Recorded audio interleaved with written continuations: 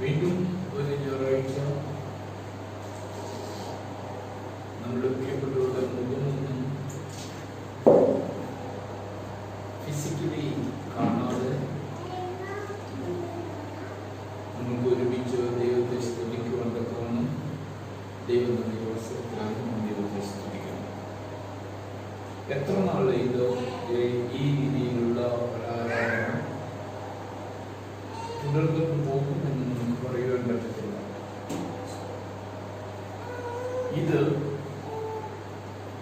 വലിയൊരു ഉത്തരവാദിത്വത്തിന് വേണ്ടി നമ്മെ ട്രെയിൻ ചെയ്യുന്ന, ഓരോ കുടുംബത്തെയും ട്രെയിൻ ചെയ്യുന്നതിന്റെ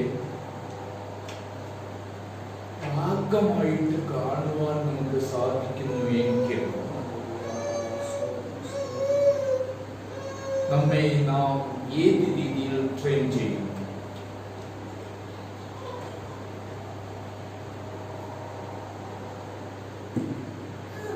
Preparation for a training for a higher kind of worship, higher kind of evangelism, concerns developed, and each family will become solid workers for the glory of God in different places. അതിനുവേണ്ടിയുള്ളൊരു training അല്ലേ എന്ന് ചോദിച്ചാൽ, അതാക്കി വളർത്തിയെടുക്കുവാനുള്ള പൊട്ടൻഷ്യലും കാഴ്ചപ്പാടും നമുക്കുള്ളിൽ ഉണ്ടാക്കി തരുവാൻ തക്കവണ്ണം ദൈവത്തോട് നമുക്ക് പ്രാർത്ഥിക്കണം. അല്ലാതെ അയ്യോ അയ്യോ അയ്യോ എന്ന് പറയുന്ന ഒരു സ്വഭാവം ദൈവ കുഞ്ഞുങ്ങളുടെ ദൈവനാമ മഹത്വത്തിനും വലുപ്പത്തിനും എതിരായിട്ടുള്ള ഒരു കാഴ്ചപ്പാട്. അതുകൊണ്ട് നാം എല്ലാവരും സന്തോഷത്തോടുകൂടെ നമ്മെ ട്രെയിൻ ചെയ്യപ്പെടുവാൻ തക്കവണ്ണം പരിശുദ്ധാത്മാവിന്റെ കാര്യങ്ങളിൽ ഏൽപ്പിച്ചു കൊടുത്ത് ഓരോ കുടുംബവും ഓരോ സഭയായി അനേക പ്രിയപ്പെട്ടവരെ ജനിപ്പിക്കണം, വളർത്തിയെടുക്കണം, ട്രെയിൻ ചെയ്യണം, അയക്കണം. അതിനുവേണ്ടിയുള്ള ഒരു കാഴ്ചപ്പാട് ഈ ദിവസങ്ങളിൽ സഭയിലുള്ള എല്ലാ പ്രിയപ്പെട്ടവരും നേടിയെടുക്കണം. ഇന്ന് പകൽക്കാലം അതുമായിട്ട് ബന്ധപ്പെട്ടാണോ എന്ന് ചോദിച്ചാൽ എന്റെ ഹൃദയത്തോട് ഇടപെട്ടുകൊണ്ടിരുന്ന ചില കാര്യങ്ങളുണ്ട്. നമുക്ക് ഒരുമിച്ച് എടുക്കാം. 2 പത്രോസ്, എല്ലാവർക്കും അറിയാവുന്ന വചനങ്ങളാ. 2 പത്രോസ് 3-ാം അധ്യായം 3 മുതലുള്ള വാക്യങ്ങളാ. 3 മുതൽ 18 വരെയുള്ള വാക്യങ്ങളും നിങ്ങൾ വായിക്കണം. അവന്റെ പ്രത്യക്ഷതയുടെ വാക്തത്വം എവിടെ?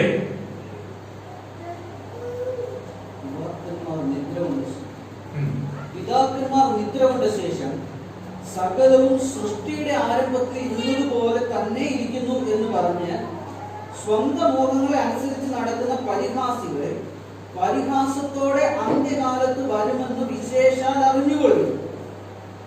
ആകാശവും വെള്ളത്താൽ ഉളവായ ഭൂമിയും പണ്ട് ദൈവത്തിന്റെ വചനത്താൽ ഉണ്ടായി എന്നും അതിനാൽ അന്നുള്ള ലോകം ജലപ്രളയത്തിൽ മുങ്ങി നശിച്ചു എന്നും ഇപ്പോഴത്തെ ആകാശവും ഭൂമിയും അതേ വചനത്താൽ തീക്കായി സൂക്ഷിച്ചും ന്യായവിധിയും ഭക്തികെട്ട മനുഷ്യരുടെ നാശവും സംഭവിക്കാനുള്ള ദിവസത്തേക്ക് കാത്തുമിരിക്കുന്നു എന്നും അവർ മനസ്സോടെ മറന്നു കളയുന്നു.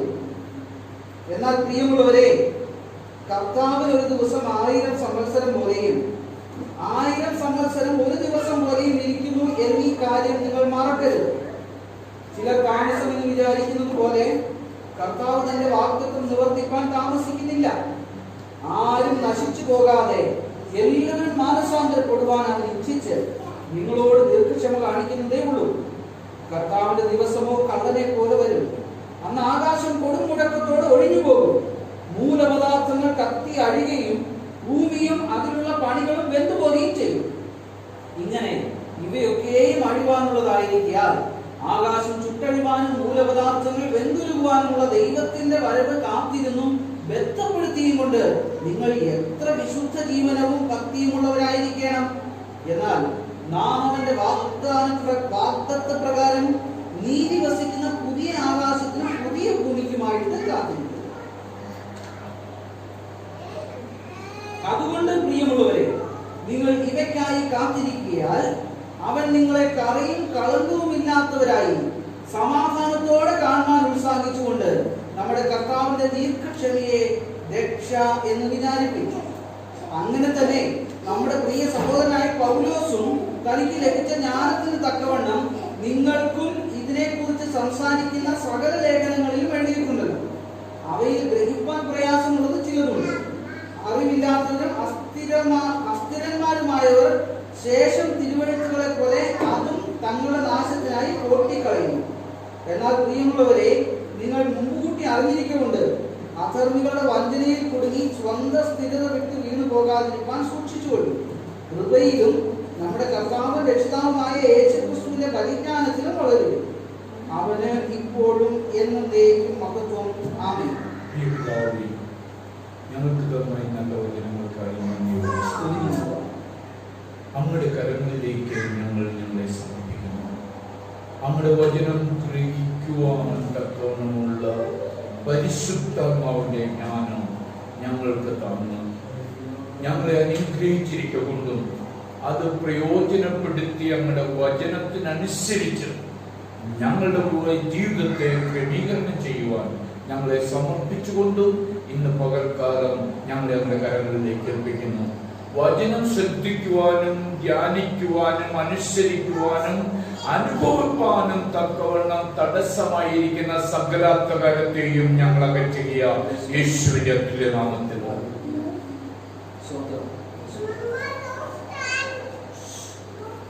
സകല മഹത്വവും അങ്ങേക്ക് ഞങ്ങളെ തന്നെ ഞങ്ങൾ ശുദ്ധീകരിക്കുന്നു യേശുവിന്റെ അത്യുല്യ നാമത്തിൽ. പ്രാർത്ഥനകൾക്കായി സ്തോത്രം. സകലവും നമ്മുടെ മഹത്വത്തിന് ഒതുങ്ങുന്നത് കൊണ്ട് ഞങ്ങൾ നന്ദിയോടെ സ്തുതിക്കുന്നു യേശുവിന്റെ ധന്യമുള്ള നാമത്തിൽ തന്നെ.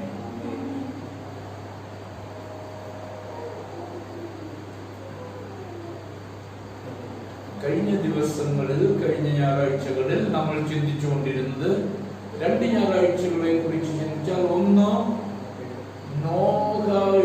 നോഹയും നോഹയുടെ കുടുംബവും ദൈവം കൊടുത്ത, എല്ലാവർക്കും ഒരുപോലെ കൊടുത്ത, തെറ്റിദ്ധരിക്കുവാനല്ല ഇത് പറയുന്നത്, എല്ലാവർക്കും ഒരുപോലെ കൊടുത്ത ദൈവകൃപ പ്രയോജനപ്പെടുത്തി വളർത്തിയെടുത്ത ഒരു കുടുംബം, അതിന്റെ മാതൃകയായിട്ട് നോഹയുടെ കുടുംബത്തെ നമ്മൾ 6-ാം അധ്യായത്തിലും 7-ാം അധ്യായത്തിലും 8-ാം അധ്യായത്തിലും നാം കാണുന്നു. 8-ാം അധ്യായത്തിന്റെ തുടക്കം എന്താണെന്ന് ചോദിച്ചാൽ, യഹോവ നോഹയെ ഓർത്തു. കഴിഞ്ഞ ആഴ്ച നമ്മൾ ചിന്തിച്ചു, എന്നതാ ചിന്തിച്ചത്?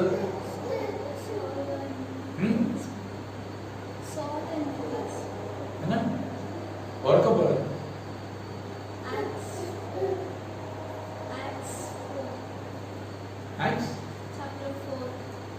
chapter 4 4 മാത്ര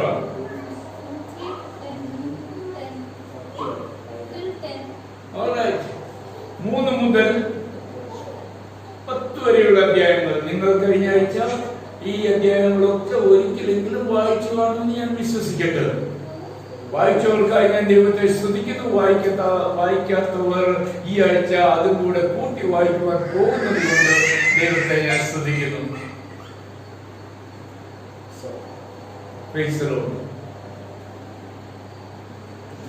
ഇന്ന് നമ്മൾ ചിന്തിക്കുവാൻ പോകുന്നത് പരിശുദ്ധാത്മാവിന്റെ അഭിഷേകം പ്രാപിച്ച് ദൈവത്തിന്റെ ഗൈഡൻസ് പ്രകാരം, ദൈവവചന പ്രകാരം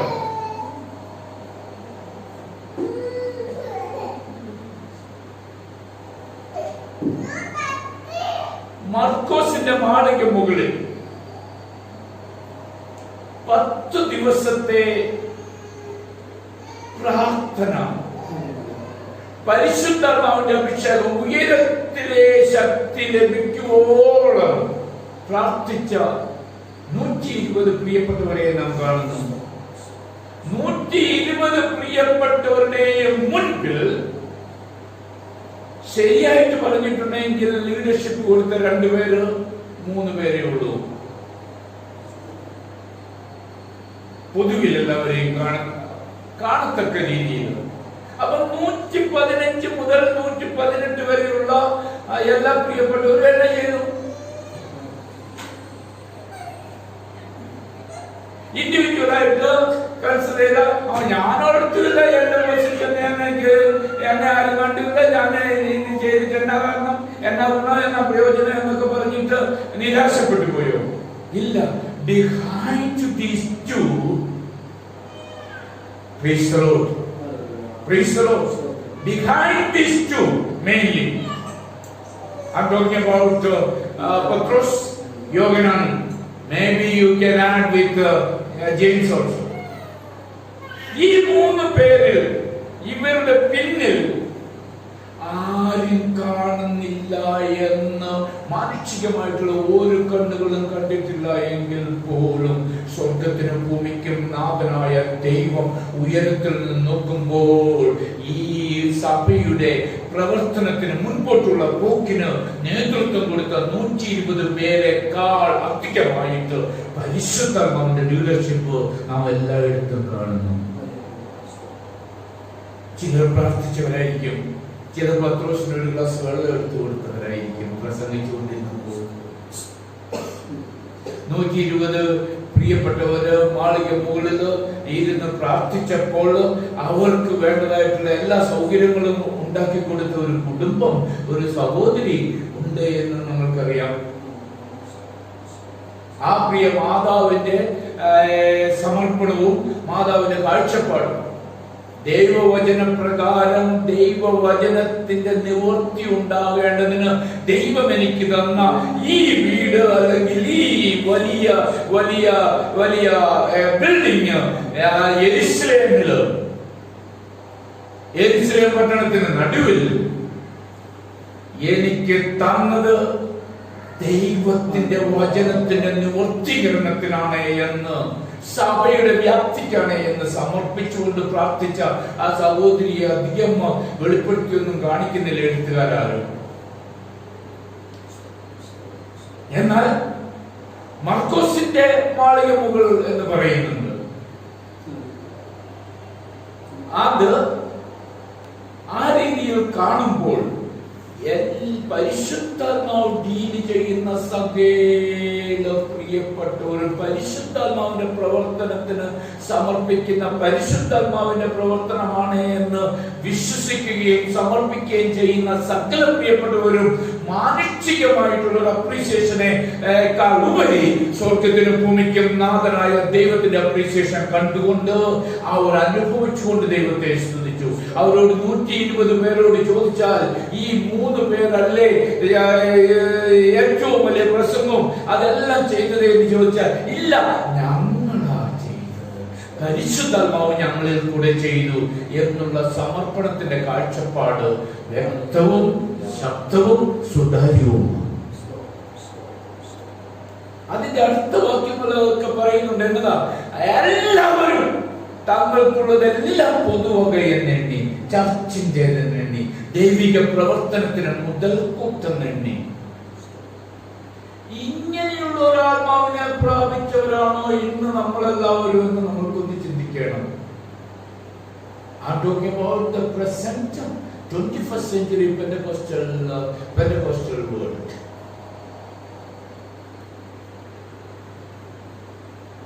നമ്മുടെ ഈഗോ പരിശുദ്ധാത്മാവിന്റെ പ്രവർത്തനത്തിനും തടസ്സമായി, നമ്മളുടെ അനുഗ്രഹങ്ങൾ പരിശുദ്ധാത്മാവിന്റെ പ്രവർത്തനത്തിന് തടസ്സമായി, സഭയുടെ വ്യാപ്തിക്കായി ഉതകാതെ തീരുന്നു എങ്കിൽ പരിശുദ്ധാത്മാവിന്റെ അഭിഷേകത്തെ വീണ്ടും പ്രാപിക്കണം.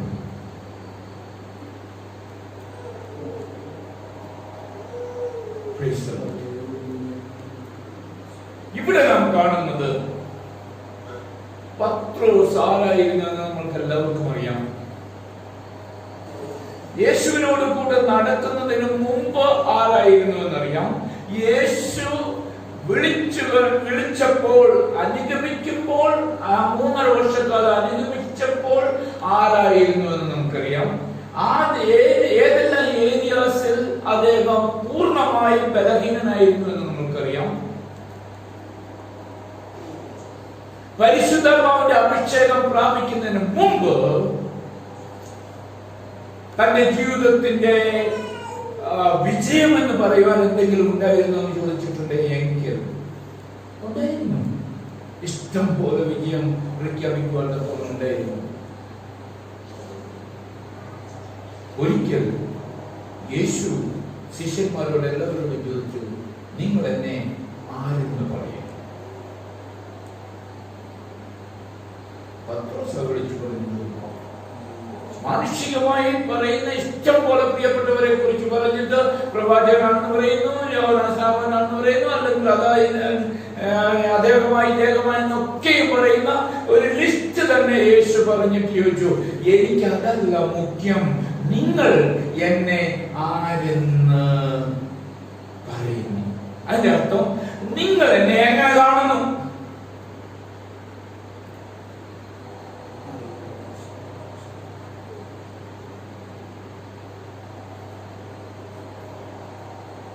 വേറൊരിടത്ത്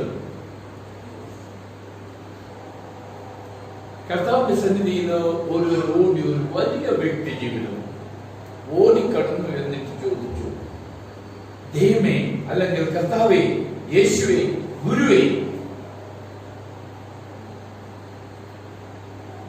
നിത്യജീവനെ അവകാശമാക്കുവാൻ ഞാൻ എന്താ ചെയ്യണം?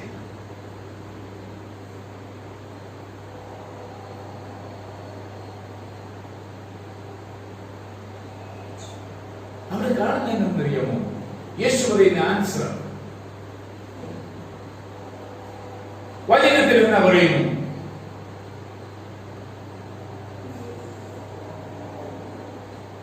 വചനത്തിൽ എന്നാ പറയുന്നു? നീ അതെങ്ങനെ വായിക്കുന്നു, നീ അതെങ്ങനെ ഗ്രഹിച്ചിരിക്കുന്നു, രണ്ടും വിശകലനം ചെയ്യണം.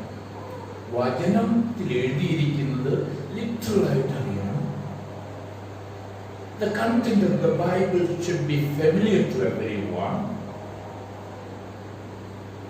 അതിനെ ഞാൻ എങ്ങനെ വായിക്കുന്നു, ഞാൻ എങ്ങനെ ഗ്രഹിച്ചിരിക്കുന്നു, that decides, that determines your eternal life.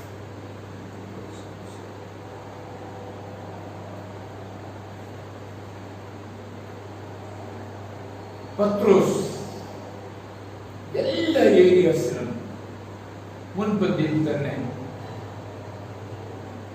അവനോട് ഒരിക്കല് കർത്താവ് ചോദിച്ചു, അല്ല, കർത്താവിന്റെ സന്നിധിയിൽ പറഞ്ഞു, നീ ജീവനുള്ള ദൈവത്തിന്റെ പുത്രനായ ക്രിസ്തു ആകുന്നു എന്ന് പറഞ്ഞപ്പോൾ യേശു പറഞ്ഞെന്നറിയാമോ? നീ പറഞ്ഞത് ശരി, മാനുഷികമായിട്ടുള്ള ഗൈഡൻസോ മാനുഷികമായിട്ടുള്ള ബുദ്ധിയോ ജ്ഞാനമോ ഒന്നും ഈ ആൻസർ കണ്ടുപിടിച്ച് പറയുവാണെന്ന് തോന്നാൻ നിന്നെ ബലപ്പെടുത്തിയിട്ടില്ല. ഇത് ഉയരത്തിൽ നിന്നുള്ള പരിശുദ്ധാത്മാവിന്റെ ഉന്നതകരമായിട്ടുള്ള ഗൈഡൻസ്. അതുകൊണ്ട് ദൈവത്തിന് ഉന്നതകരമായ മഹത്വം കൊടുക്കണമെന്ന് പറഞ്ഞിട്ട് അതിന്റെ താഴെ നിങ്ങൾ വായിക്കുന്ന വേറൊരു കാര്യമുണ്ട്. കർത്താവ് പറഞ്ഞു, ഞാൻ യെരൂശലേമിലേക്ക് പോകുന്നു, അവിടെ എന്നെ പിടിച്ച് യോമാര് ക്രൂസിൽ തറയ്ക്കും. ഞാൻ എന്റെ ഭാഷയിൽ പറയും, നിന്റെ ജീവൻ എടുത്തു കളയും. അങ്ങനെയുള്ള ഒരു പ്രസംഗം അല്ലെങ്കിൽ വചനത്തിന്റെ ശിഷ്യന്മാർ ഗ്രഹിക്കേണ്ടതിന് വേണ്ടി പറഞ്ഞപ്പോൾ പത്രോസ് വിചാരിച്ചു, അയ്യോ, ഞാനിപ്പോ അല്പം മുമ്പല്ലേ പറഞ്ഞത് നീ ജീവനുള്ള ദൈവത്തിന്റെ പുത്രനായ ക്രിസ്തു ആകുന്നുവെന്ന്. എന്നെ അപ്രീഷിയേറ്റ് ചെയ്തു എല്ലാ രീതിയിലും ഉണ്ട്. അതുകൊണ്ട് കർത്താവിനെ തോളത്ത് കൈയിട്ടോ എന്ന് എനിക്ക് കേട്ടില്ല, കുട്ടികളിൽ പോയിട്ട് മാറ്റി നിർത്തി പറഞ്ഞു, അയ്യോ, ഇങ്ങനെ സംഭവിക്കാൻ പാടില്ല. കുറച്ചു നേരം കർത്താവ് ലിസൺ ചെയ്തിട്ട് പറഞ്ഞു,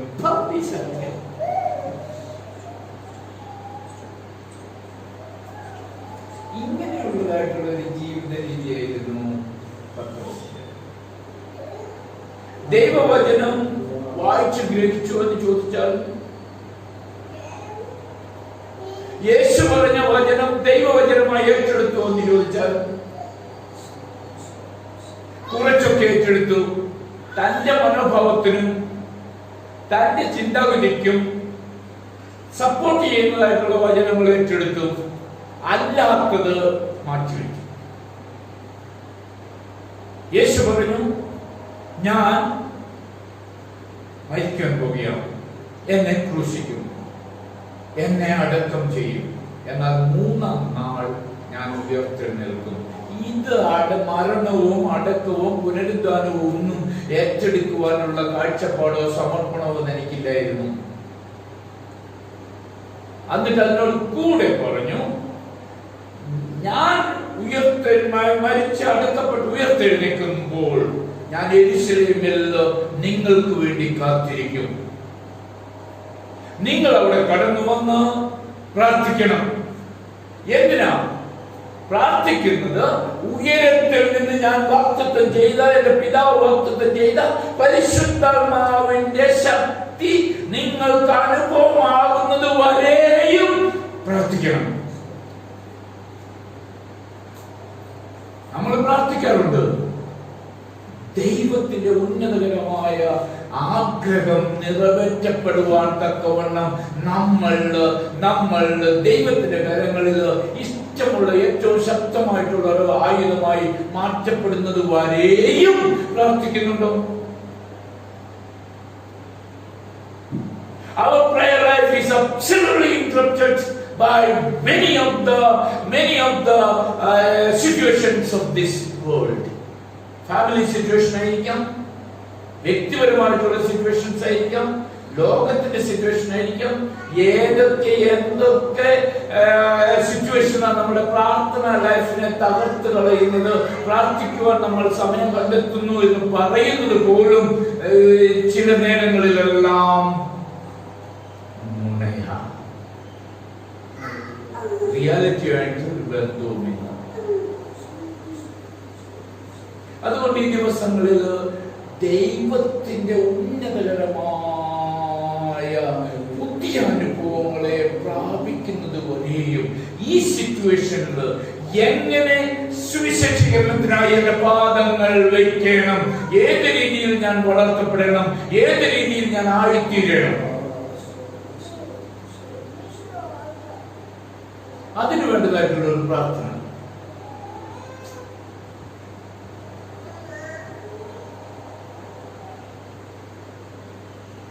അങ്ങനെ പത്രോസ് പ്രാർത്ഥിച്ച് പത്രോസ് ആരായി തീർന്നു എന്ന് നമ്മൾക്കറിയാം.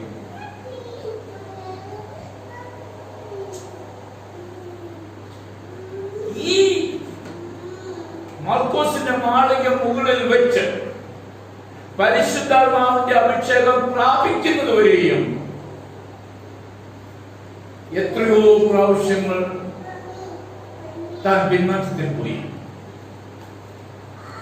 മറ്റുള്ളവരെയും തെറ്റായിട്ടുള്ള രീതിയിൽ ഗൈഡ് ചെയ്തു. നമ്മുടെയൊക്കെ ഈ ജീവിത രീതി അങ്ങനെ തന്നെയാണ്. നമ്മുടെ കാഴ്ചപ്പാടനുസരിച്ച് മറ്റുള്ളവരെ ഗൈഡ് ചെയ്യുന്നു. ദൈവത്തിന്റെ കാഴ്ചപ്പാട് പ്രാപിച്ചെടുക്കുവാൻ എത്രമാത്രം ഡിലേ ആകുന്നുവോ അത്രമാത്രം we will become powerless.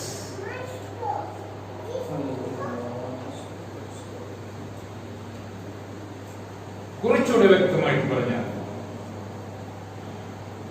മാർക്കോസിന്റെ മാളിക മുകൾ വെറും ഒരു പ്രാർത്ഥന അന്തരീക്ഷമുള്ള ഒരു വീടായിരുന്നില്ല.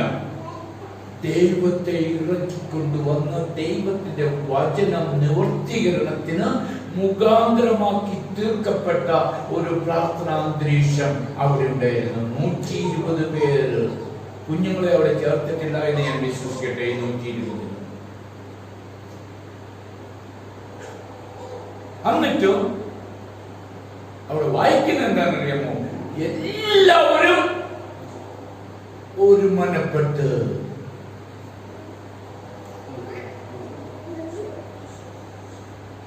അപ്പം തുറക്കി വചനം കേട്ട് ദൈവിക പ്രവർത്തനത്തിന് മുഖാന്തരമായി തീർന്നു. ദൈവത്തിന്റെ കരങ്ങളിലെ ഇണങ്ങിയ ആയുധങ്ങളായി തീർന്നു.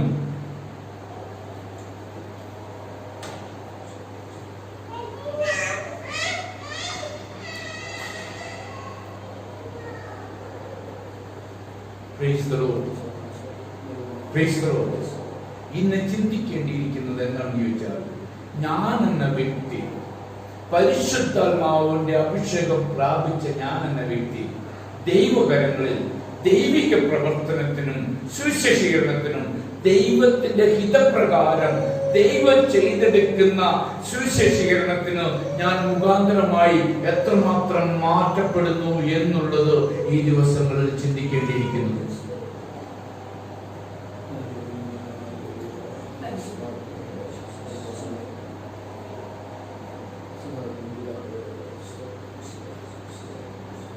അന്ന് പരിശുദ്ധാത്മാവിന്റെ അഭിഷേകം പ്രാപിച്ച ആ ദിവസം തന്നെ യെരുശലേമിലുള്ള പ്രിയപ്പെട്ടവരുടെ മുൻപാകെ, ശക്തന്മാരുടെ മുൻപാകെ യേശുവിനെ സാക്ഷീകരിച്ചത് നമുക്കറിയാം. പരിശുദ്ധാത്മാവ് എല്ലാ പ്രിയപ്പെട്ടവരെയും വിശ്വാസത്തിലേക്ക് നയിച്ച് രക്ഷിക്കപ്പെടുത്തിക്കൊണ്ടിരുന്നു. അതിന് മുഖാന്തരമാക്കി ഉപയോഗിച്ച പ്രിയപ്പെട്ടവരായി ഈ 120 പേരെ ഒരുമിച്ച് കാണുവാൻ ഇന്ന് പല പ്രിയപ്പെട്ടവർക്കും സാധിക്കാതിരിക്കുമ്പോൾ നമ്മൾക്ക് കാണുവാൻ കഴിയണം. 120 പേരും ദൈവത്താൽ ഉപയോഗിക്കപ്പെട്ടവരാണ്.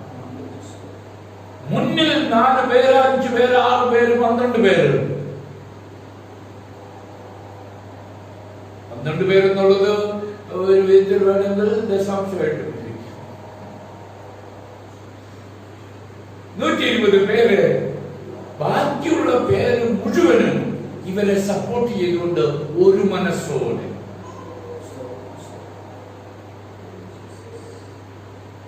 പൗലോസ് ഫിലിപ്പിയ ലേഖനത്തിൽ എഴുതുമ്പോൾ 3-ാം അധ്യായത്തിൽ നാം വായിക്കുന്ന ചില കാര്യങ്ങളുണ്ട്. എനിക്ക് പ്രാർത്ഥനാ വിഷയങ്ങൾ 3 ഒന്ന്, ഞാൻ യേശുവിനെ നേടണം. അതെങ്ങനെ യേശുവിനെ നേടുന്നത്?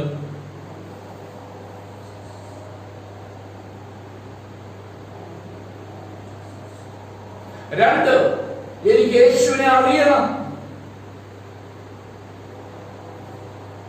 3, പരിശുദ്ധാത്മാവിൽ യേശുവിനെ 3-ാം നാൾ ഉയർപ്പിച്ച ദൈവത്തിന്റെ പരിശുദ്ധാത്മാവിന്റെ പുനരുദ്ധാനത്തിന്റെ ശക്തി അനുഭവിച്ചറിയണം.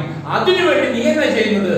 ഞാൻ എല്ലാം എനിക്കുള്ളത് മുഴുവനും ചപ്പും ചവറും എന്ന് എണ്ണും. റിസൾട്ട് എന്നതാ? Rejoice in the Lord always. കർത്താവിൽ എപ്പോഴും സന്തോഷിപ്പിക്കും. 4-ാം അധ്യായത്തിലേക്ക് കടന്നു ചെല്ലുമ്പോൾ കർത്താവ്, ഞാൻ വീണ്ടും പറയുന്നു, കർത്താവിൽ എപ്പോഴും സന്തോഷിപ്പിക്കും. പ്രാർത്ഥനയുടെ റിസൾട്ട് ആണോ എന്ന് ചോദിച്ചാൽ പക്ഷേ വേണമെങ്കിൽ പറയാം. പക്ഷെ ഞാൻ പറയും സമർപ്പണത്തിന്റെ റിസൾട്ടാണ്. സമർപ്പണം ബേസ്ലെസ് ആയിട്ടുള്ള ഇഗ്നറൻസിൽ നിന്നുണ്ടായിട്ടുള്ളതല്ല. സമർപ്പണം ശരിയായിട്ടുള്ള അറിവിൽ വളർത്തിയെടുത്തതാണ്. കാര്യങ്ങളെ ഉയർത്തി ദൈവത്തെ സ്തുതിക്കണം. ശരിയായിട്ടുള്ള അറിവ്, സമർപ്പണത്തിന്റെ ശക്തി, ബലം, ധൈര്യം, ഏത് പ്രതിസന്ധിയിലും ശക്തമായി നിൽക്കുവാൻ നമ്മൾക്ക് സാധിക്കണമെങ്കിൽ സത്യം സത്യം ആയിട്ടറിയണം. അതിന് വചനം ധ്യാനിക്കാതെ ഒരു രക്ഷയില്ല. ധ്യാനം തുടങ്ങുന്നത് വചനം പഠിത്തത്തിന് ശേഷമാണ്. വായിക്കണം, അതിനു മുമ്പ് പ്രാർത്ഥിക്കണം, അതിന് ശേഷം പ്രാർത്ഥിക്കണം, വായിക്കണം, പഠിക്കണം, എന്നിട്ട് പഠിച്ച്. ഇവിടെ നാം വായിച്ചതായിട്ടുള്ള ഭാഗത്തിൽ രണ്ടാമത്തെ കർത്താവിന്റെ രണ്ടാമത്തെ പ്രത്യക്ഷതയെ കുറിച്ചാണ് വായിച്ചത്. അവിടെ പത്രോസ് വിളിച്ചു പറയുന്നുണ്ട്, ഞാൻ പറയുന്ന ഇതേ കാര്യം വ്യത്യസ്തമായിട്ടുള്ള നിലയിൽ പൗലോസ് വളരെ ശക്തമായി പറഞ്ഞിരിക്കുന്ന ഇടങ്ങളുണ്ടല്ലോ. അപ്പൊ പൗലോസ് പറഞ്ഞിരിക്കുന്ന എല്ലാ ഇടങ്ങളും വായിക്കാൻ തക്കവണ്ണം പുതിയ നിയമത്തിൽ കൂടെ ഒന്ന് ഓടണം. രണ്ടാമത്തെ വരവിനെ കുറിച്ച് പറഞ്ഞിരിക്കുന്ന യാഥാർത്ഥ്യങ്ങൾ 1 തെസ്സലോനിക്കർ 4-ാമത്തെ അധ്യായത്തിൽ നാം വായിക്കുന്നത് എന്താണെന്നറിയാമോ? 4:13 മുതലുള്ള വാക്യങ്ങൾ. വേഗം. Brothers and sisters, we do not want you to be uninformed. I don't want anyone in the Pentecostal world to be ignorant about the coming of the Lord Jesus Christ. രണ്ടാമത്തെ വരവിനെ കുറിച്ചുള്ള കാഴ്ചപ്പാട് ഒന്നാമത്തെ വരവിനെ വന്നു എന്നുള്ളത് ചരിത്രത്തിൽ